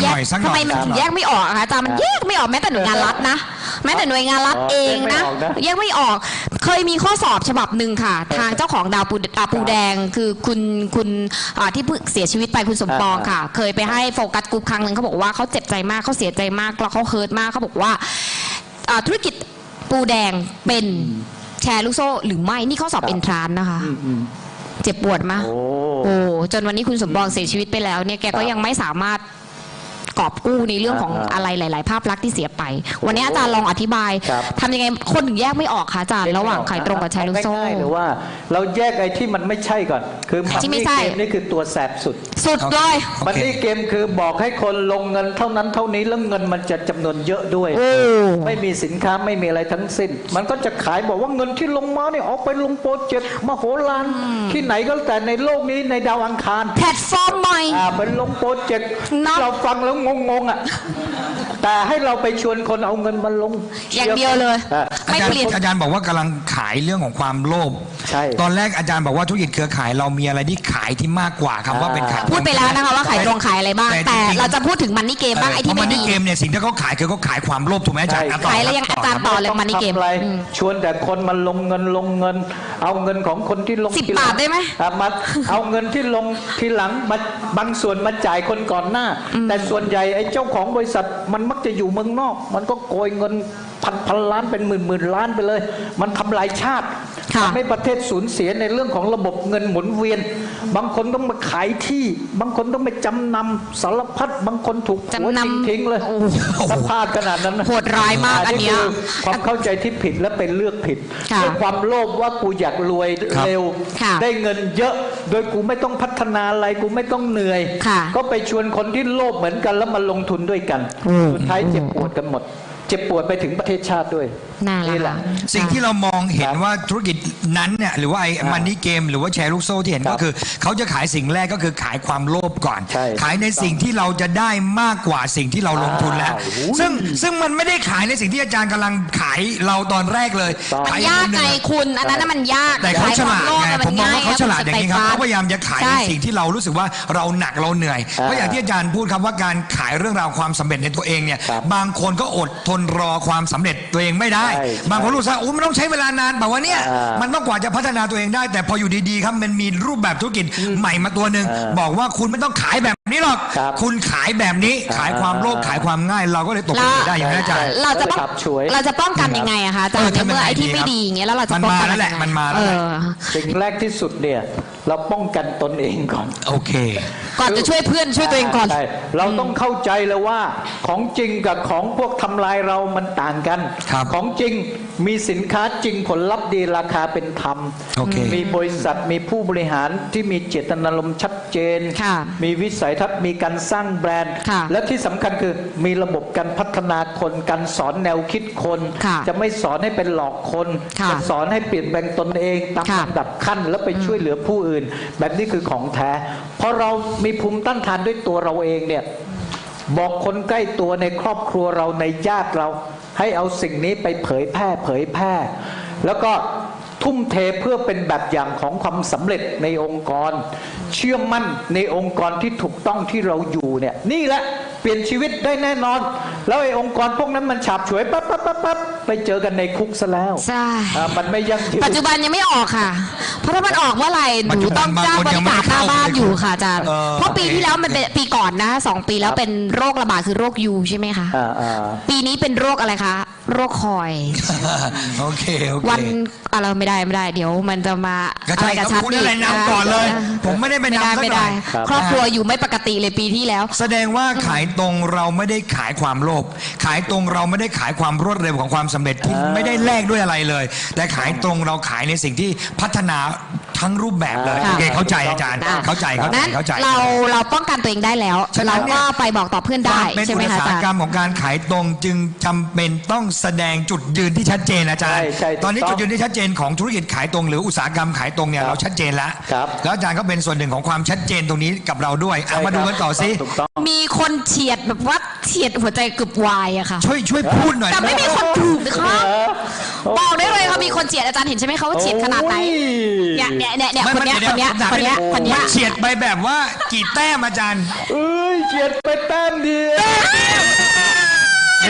เฉียดแต้มลงขออนุญาตให้หมอดูแป๊บนึงนะครับ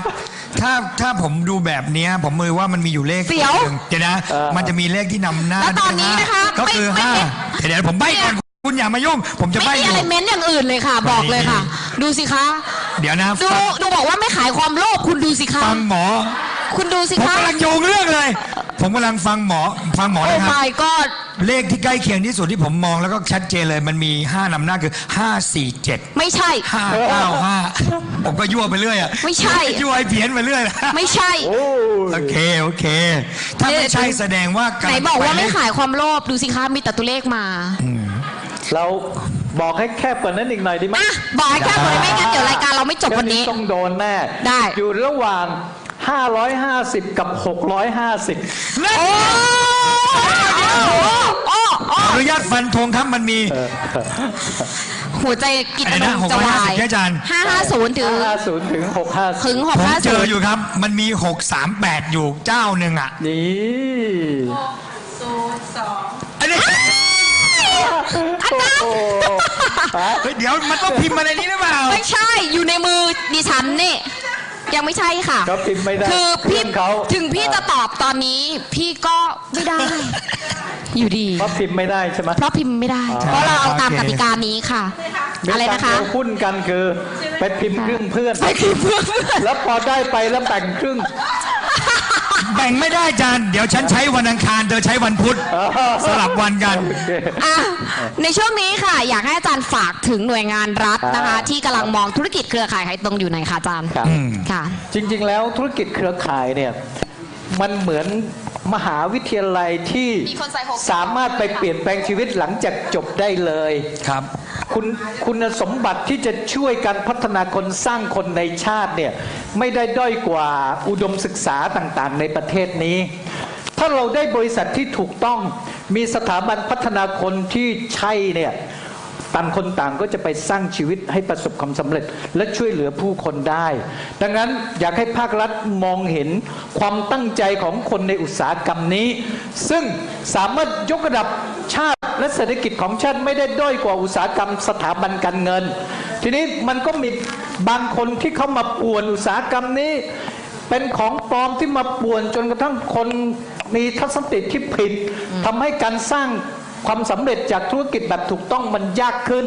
ก็อยากให้ภาครัฐเข้มแข็งและมีจิตตระหนักรู้ว่าสิ่งเหล่านี้มันไม่ดีมันทำลายชาติแค่ฟังเราบ้างลุกขึ้นมา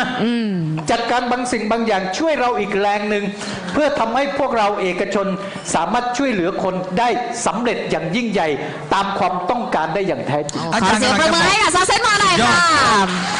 อาจารย์กำลังจะบอกพวกเราว่าหลังจากนี้ไปอาชีพขายตรงเนี่ย ใช่ครับ จะถูกการยอมรับอย่างนั้นเลยใช่ไหมครับ ถูกต้อง คือบางกำลังบอกว่าวันนี้มันมีอาชีพหลายๆอาชีพในประเทศไทย ที่เวลาเราไปทำธุรกรรมธนาคาร ไปทำธุรกรรมต่างๆเนี่ยโอ้โห ครับ อาชีพนั้นถึงเป็นอาชีพที่ไม่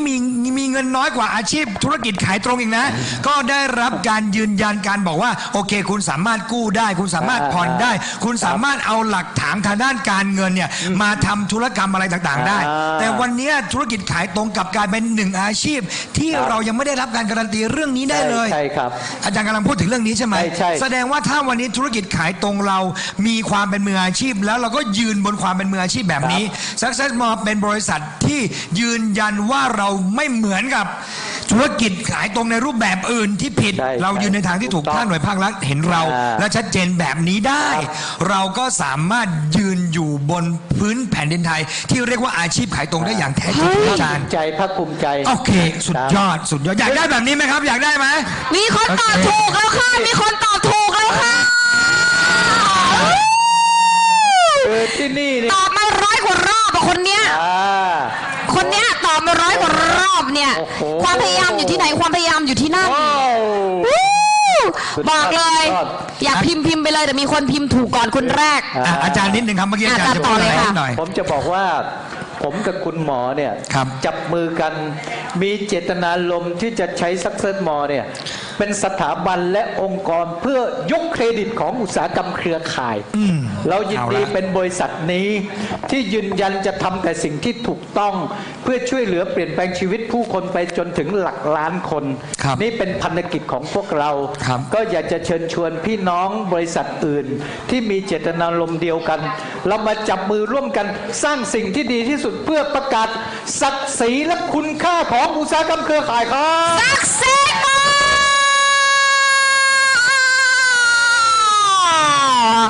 สุดท้ายค่ะวันนี้มีคนตอบถูกแล้วนะคะ คนแรกเดี๋ยวเราต้องไปไล่ดูก่อนนะคะ แล้วก็มีคนตอบติดๆมาด้วยนะคะ อีก1 คนค่ะ เพราะว่าเล่นไล่กันตั้งแต่ 550 551 52 53อะค่ะ โอ้โห มันจะไม่ถูกเยี่ยงไรนะคะ ครับ เราไม่ได้ห้ามกติกาว่าท่านตอบได้ครั้งเดียวจริงไหมคะ ฉะนั้นความพยายามมันก็ต้องทำหลาย ๆ ครั้งที่มันผิด เดี๋ยว ผิด ความ ผิด พยายาม ผิ กับ ด ความหน้า ผิด ด้านครับ มันก็ต้องบวกกันทั้ง2 อย่าง แล้วคุณไปชวนคนคุณไม่มีหน้าอย่างนั้นคุณจะชวนได้ไหมคะ ฉะนั้นวันนี้นะคะคุณพยายามผิดท้ายที่สุดมันต้องถูกทำมาตั้งแต่แรกก็คือยังไม่สำเร็จวันหนึงก็ต้องนั้นนะคะวันนี้คือธุรกิจเครือข่ายที่อยากจะบอกต่อในภาพลักษณ์ที่วันนี้อาจจะไม่ค่อยมีใครได้พูดมากนะวันนี้สถานีเครือข่ายนะรายการไลฟ์สาระนะคะ วันนี้เราก็ได้ภาคภูมิใจที่มายืนณจุดนี้ณพื้นที่แห่งนี้กับบริษัทที่นี่บริษัทคนไทยจะไม่ใช่เพียงแค่บริษัทของพี่น้อง Success Mall แค่นี้แต่อยากให้ Success Mall เป็นบริษัทขายตรงของคนไทยค่ะ ขายตรงไทยนะครับ ก็ไม่แพ้ชาติใดในโลกแน่นอน ครับ นะ ค่ะ นะค สำห รั รั บบ แน่นอน ช่วงท้ายของรายการในวันนี้นะคะ เราถอดรหัสได้เยอะมากเลยสำหรับภาพลักษณ์ธุรกิจเครือข่ายขายตรงนะคะ สุดท้ายวันนี้อยากฟังเสียงท่านประธานนะคะ สักเล็กน้อยนะคะ ด้านหน้าสักนิดหนึ่งนะคะ ได้กล่าวทักทายพี่น้องรวมถึงภาคธุรกิจ ผมบอกเลยว่ามีชายเสื้อส้มอีกคนหนึ่งมาแล้ว โอเคเยี่ยมเลย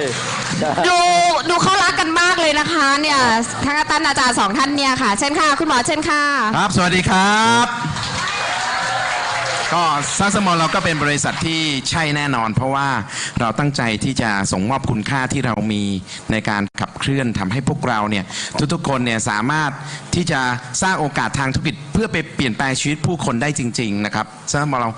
ทำทุกๆอย่างเนี่ยให้ครบทุกมิติในการที่จะส่งต่อความเชื่อมั่น เพื่อทำให้คนเนี่ยรักสินค้าของเรานะครับรักตัวตนของ Success Mall โอกาสที่จะเปลี่ยนแปลงคุณภาพชีวิต ค่ะ นะครับจาก Success Mall ครับ ค่ะโอเค คุณหมอคะถามคำถามหนึ่งแบบส่วนตัวด้วยแล้วก็เชื่อว่าหลายคน เราเรียกคุณหมอก็คือคุณหมอเป็นคุณหมอ ถือว่า ใช่ครับ เป็นอาชีพที่ท็อปไฟสุดละอันดับ1ถ้าเอนทรานเนี่ยอันดับ1ก็คืออาชีพ อยากเป็นหมอ เป็นหมอสุดละ วันนี้คุณหมอในฐานะเป็นคุณหมอแล้วเนี่ย อาชีพที่ใครหลายคนใฝ่ฝันอยากเป็น แล้ววันนี้คุณหมอมาเป็นผู้ประกอบการธุรกิจเครือข่าย คุณหมอลองอ ธิบายให้ฟังหน่อยทำไมคุณหมอถึงหลงไหลขายตรงได้คะเครือข่ายเรา ผมหลงไหลขายตรงเพราะว่าขายตรงเนี่ยมันสามารถเนี่ยที่จะเติมเต็มชีวิตของเราได้ คือทุกๆอาชีพเนี่ยบางครั้งเนี่ยมันไม่สามารถที่จะทำให้เราเนี่ยได้ในทุกๆอย่างนะครับอาชีพแพทย์จะพบว่าเป็นอาชีพที่มีเกียรติก็จริงแต่สิ่งที่ไม่มีเลยคือในเรื่องของเวลา เพราะเราไม่สามารถรักษาสมดุลในเรื่องเวลาได้ ต้องอยู่ดูแลคนไข้แล้วก็บางครั้งต้องทำงานในโรงพยาบาลแพทย์บางท่านต้องไปเปิดคลินิกเพราะฉะนั้นสมดุลในเรื่องเวลาเนี่ยก็จะเสีย หายไปเลย ทีนี้ในเรื่องของธุรกิจเครือข่ายเนี่ยถ้าเราประสบความสำเร็จทำให้เราสามารถมีเวลาเพิ่มมากขึ้นได้ มีเวลาอยู่กับครอบครัวเพิ่มมากขึ้นดูแลคุณพ่อคุณแม่ดูแลลูกของเราเนี่ยได้ดีขึ้นทีนี้เมื่อผมหลงไหลในธุรกิจเครือข่าย ผมรู้ว่าธุรกิจนี้แหละถ้าเราเนี่ยสามารถที่จะสร้างโอกาสทางธุรกิจแทนที่ผมจะดูแลนะครับผู้ป่วยอยู่ในโรงพยาบาลอย่างเดียวผมก็รักษาได้จำนวนจำกัดแต่ในวันนี้ผันตัวเองมาเป็นนะครับคนที่มาเป็นคนที่พัฒนาผลิตภัณฑ์เพื่อทำให้คนมีสุขภาพที่แข็งแรงเรียกว่าแทนที่จะดูแลคนป่วยที่ปลายเหตุเจ็บไข้ได้ป่วยแล้วมาหาหมอที่โรงพยาบาลค่อยทำการรักษาตอนนี้ก็ทำยังไงให้คนไม่ป่วย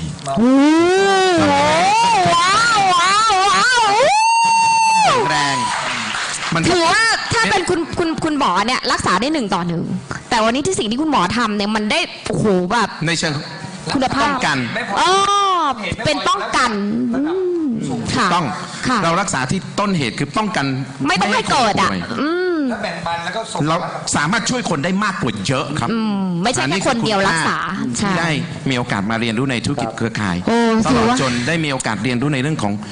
อาหารเสริมว่ามันผลิตภัณฑ์เสริมอาหารสามารถที่จะดูแลในเรื่องของสุขภาพของเราได้ยังไงนี่แหละค่ะคือคำตอบของประธานบริษัทที่ขึ้นชื่อว่าเป็นคุณหมอเป็นอาชีพที่อันดับ1ของการเอนทรานซ์แต่วันนี้เลือกทางที่จะมาช่วยคนที่ได้มากกว่านี่แหละค่ะซักเซ็ตหมอบริษัทขอคนไท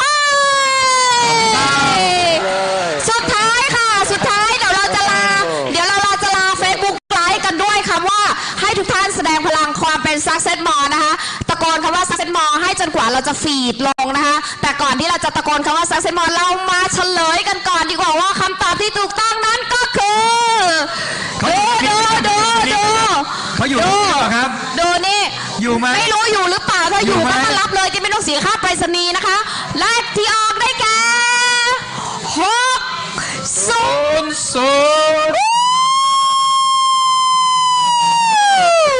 เดี๋ยวตบมือดีใจนี่ตัวเองถูกหรือเปล่าใครคุณ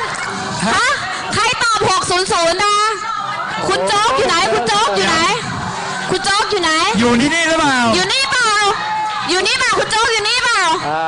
อยู่ไหมคะใช่นะหมายถึงคนที่ตอบถูกแล้วอยู่ใน Facebook คนแรกคือใครคะคนที่ตอบคนแรกคือที่กิตนงเห็นเนี่ยคือคุณโจ๊กนะคะคุณโจ๊กคือตอบคนแรกก็คือ600ขอเสียงปรบมือให้กับคุณโจ๊กรับไป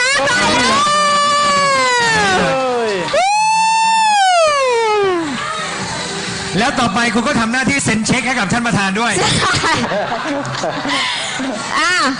รับมอค่ะขอบพระคุณค่ะขอบพระคุณค่ะถ่ายรูปหน่อยมีกล้องรูปหน่อยนะเดี๋ยวช่างกล้องมาก่อนช่างกล้องมาแล้วนะคะไม่เป็นไรเดี๋ยวเรากดถ่ายในนี้ได้นะคะต่อไปนี้ผู้มุ่งหวังจะเซ็นใบสมัครเป็นว่าเล่นเลยโอ้สุดยอดมากมายนะคะวันนี้เราถือว่าเราส่งถ่ายบรรยากาศความเป็นธุรกิจเครือข่ายที่เราไม่ได้มีแค่ผลประโยชน์แต่เรามีความรู้สึกดีๆแลกเปลี่ยนให้แล้วก็อยากให้คนอื่นสำเร็จมากกว่าที่เราจะสำเร็จกันสุดท้ายวันนี้เราอยากให้ส่งต่อบรรยากาศผ่าน Facebook ไลฟ์ทะลุไปถึงคนข้างบนที่เรากำลังดูเราอยู่ด้วยพลังของความเป็นขายตรงไทยไม่แพ้ชาติใดในโลกให้กับซักเซ็ตมอ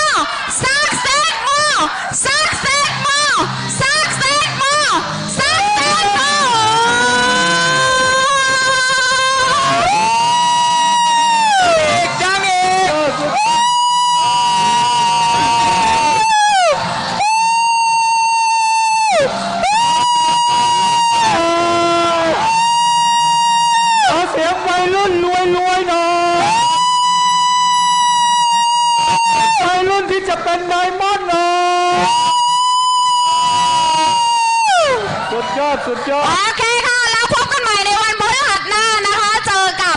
บุคคลสำคัญของเราอีก 1-2 ท่านในวงการเดี๋ยวติดตามได้ในที่ Facebook Live นะคะท่านใดที่กดไลค์กดแชร์เดี๋ยวเราจะให้เจ้าหน้าที่ติดต่อกลับนะขอที่อยู่ถ้าท่านใดให้ไว้แล้ว เราจะส่งของให้นะคะเป็นหนังสือและเป็นเสื้อนะคะสำหรับวันนี้เรา2 คนและท่านอาจารย์นพกฤษคุณหมอนะคะสิทธวีและพี่น้องซาสันบาขอลาไปก่อนนะคะสวัสดีค่ะ